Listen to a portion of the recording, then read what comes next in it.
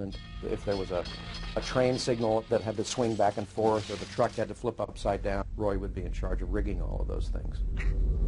Roy was great. And I remember Dreyfuss is in his pickup truck and he sees his spaceship. And then things start to fly all over the place. So we thought, how in the heck can we create that? And we're thinking it was somewhat the idea of Fred Astaire dancing on the ceiling. Well, he just locked the car to a gimbal and turned the car over. That's it. That's it. It was really very simple. You know, the camera locked off, and it looked like I was floating and expanding, and pencils were flying by. What you would see is somebody flying around like they're in this cage, but what the camera saw was always constant. It was movie making at its best because it was really very simple, and yet it was an awesome effect.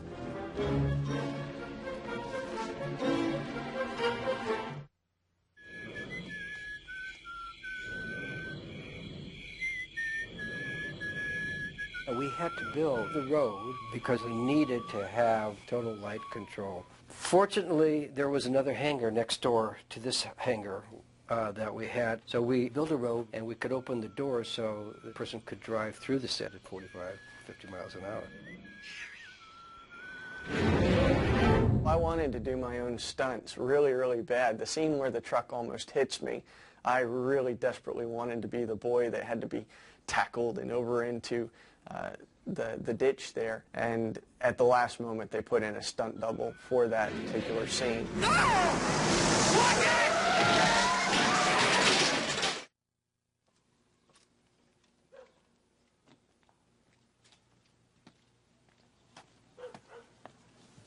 Dad, Mom's dinner's ready. My nephew Justin played my son. Daddy. Daddy. That was a lot of fun and taught me a lot because I was, in a sense, a bad parent. I don't believe parents should let their kids do such things as act in movies, and I encouraged it with Justin, and as soon as it happened, I thought this was a mistake for him and for us. He had a ball. He had a great time. But I didn't know whether I was his uncle or whether I was his boss or whether I was his colleague, and it was confusing for me.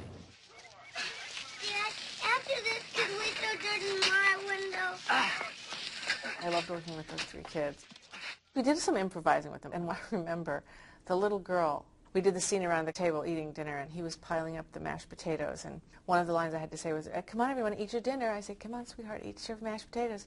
I can't, there's a dead fly in it. She said that, so Stephen left it in. I hate these potatoes. There's a dead fly in my potatoes. The package for Julie Anderson. The fake tower that Dreyfuss built. You can just leave it at the door. We wanted something that was really imposing.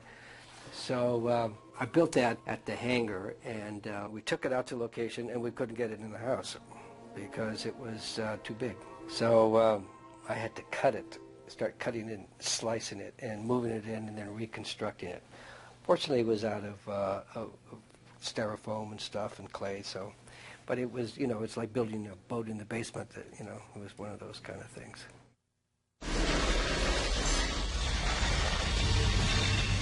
The scene in the kitchen, it was a hot, rainy, muggy, humid day in Alabama, and we were all soaked. We were just so, I mean, inside that house it was stifling. So Stephen said, well, we're not going to do a rehearsal for this. I'm just going to show you where to stand, and, you know, I've already showed Barry when it wasn't so hot earlier this morning how to go through that door. Stephen had taken me aside and explained that the kitchen was going to go crazy, so I knew what was going to happen. So we went in, and he says, action, and the kitchen fell apart. The whole kitchen blew up.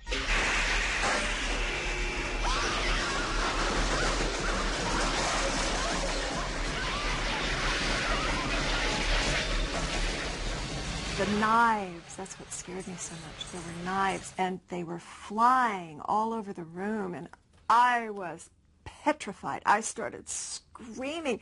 I was so scared that the baby was going to get hit with this stuff. When she was holding me and we're doing the scene and the kitchen's going crazy and the vacuum cleaner, everything's just crazy, and she's hysterical, I'm thinking to myself, well, Steven Spielberg probably didn't pull Melinda aside and tell her what's going on, so this is really funny to me.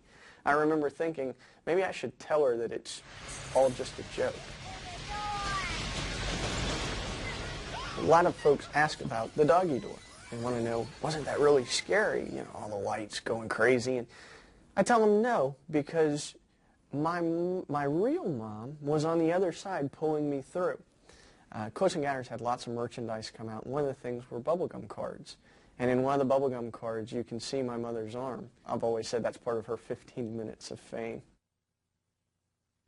We need it for the 6 o'clock news. Jillian. Mrs. Kyle. They got him.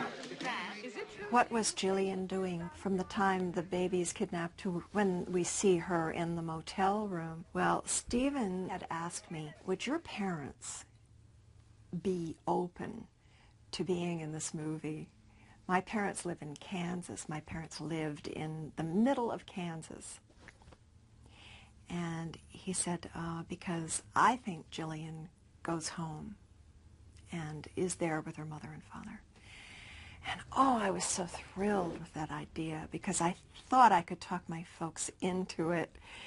And he said we would just shoot it right in their house. You know, we'll just go right in. And I'm saying, can my little sister be in it too? And he's saying, yes, yes, the whole family. And then it didn't happen. Probably there was financially or something. It was just a move off to Kansas for a couple of days. But in my head, that's where I went to figure out what to do next because she was so crazed and so obsessed with that mountain. I had this huge set, like the biggest set ever built inside a structure, a football field wide and a football field and a half long. So François is there, and I keep thinking, I got this great director, he's going to tell me what a great set I have, right? Nothing. You know, weeks go by, and we become friends, and we talk, and we've been to parties together, and no mention of this set.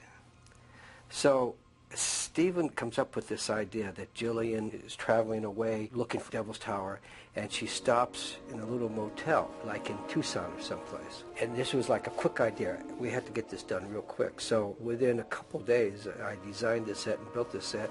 It was like something I would do for television. And François walks in and he says, now this is a set. Because of the way his movies, he makes these small, you know, French movies, and this was sort of like a real sort of personal kind of set, you know.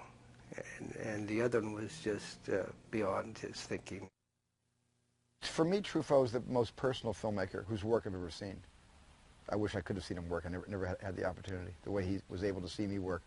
I think he laughed a lot watching me work because my style of working is so unlike his style of working, and I think he was very amused by my way of working. Well, the funny thing about Truffaut, he came into the editing room once, and he said, gee, I'd like to see, you know, where your trims are and everything. So I showed him the trims, and he was astounded. He said, my God, you've got enough trims for 4 movies. So evidently his movies, he didn't shoot a lot of coverage, but we had a lot of coverage on this show, and he was amazed at all the footage that we had. But he was so sweet, a wonderful individual, and he respected Steven, and respected the editing process. And he was, seemed like a very wonderful individual, very real in the show. You know, you really believe him in the show. Good evening, ladies and gentlemen. Parlez-vous français? Well, I beg your pardon, but my English is not good too. François Truffaut really did not want to be laughed at when he spoke English, so he would practice, and, you know, I tried to give him whatever little pointers I could give him, but it made him nervous, as it would. You know, he didn't want to appear to be a fool. I think that's really why he didn't like speaking English. He probably could a little bit more, but people made fun of him when he did. So one day he had the line, they belong here more than we. And he practiced, and he practiced, and he practiced, and he said, they belong here more than we. And I think Steven came up to me later on and said, what's he saying? And I said, he's saying his dialogue. They belong here more than we. And they said, oh, we thought he was speaking French. We didn't realize it was English. They belong here more than we. He said that over and over again. They belong here more than we. It was very cute, though. He was trying to speak English. And he wasn't happy about not being able to master it, but it was okay. He could speak. I mean, he could communicate. And they actually thought that François had been saying, they belong here, Mozambique, is what they thought he was saying. And they had T-shirts made up. They belong here, Mozambique, were made up and people wore them, which I must say Truffaut thought it was funny. He was very jolly about the whole thing.